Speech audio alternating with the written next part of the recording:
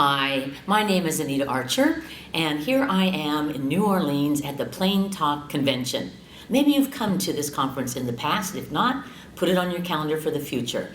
By far the best literacy conference in the United States. And this year, almost all of the presentations focused on the real necessity of quality instruction for all students, so that all students can learn. And my three presentations were on the design of instruction, on the research on practice, and also the research and practice of active participation. But let me just talk to you about the big ideas from that middle session on practice. Because I see so often we are teaching children concepts, strategies, knowledge, skills, but not following it up with the kind of practice that leads to learning. And learning is the only outcome that we're going for. So let's just go back and review those big ideas. Number one is that the practice needs to be deliberate. That we have to make it very intentional and purposeful for children.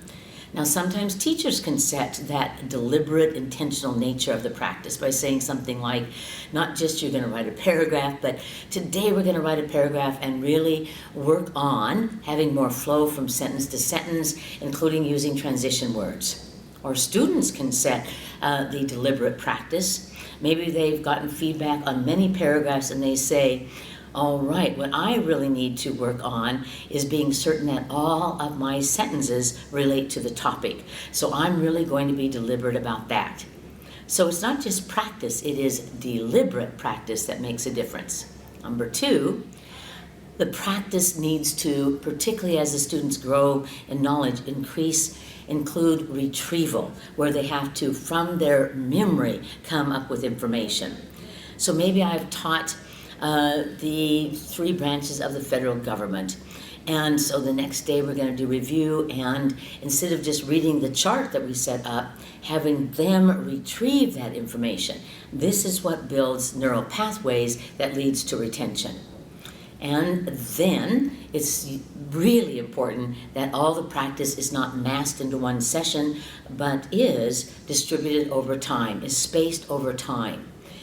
So I might introduce vocabulary as a front-loading so that you could read more complex text because I've front-loaded it with information.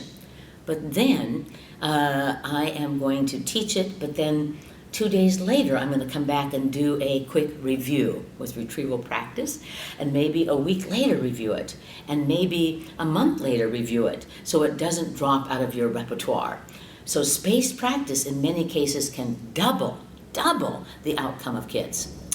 And so we have deliberate practice, retrieval practice, spaced practice, and then the last one that I encourage us to look at is mixed practice.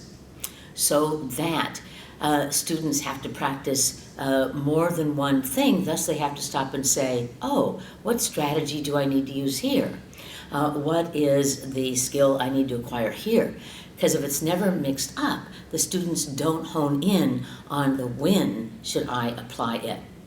So the purpose of that session was just to remind us that just giving a worksheet without a purpose, just giving an assignment without a purpose, probably is not going to make much difference in learning. But if we make it deliberate, it has retrieval practice, and we space it over time, and it's mixed, we're setting up not just for initial learning, but for retention. Learning, that's what this is about.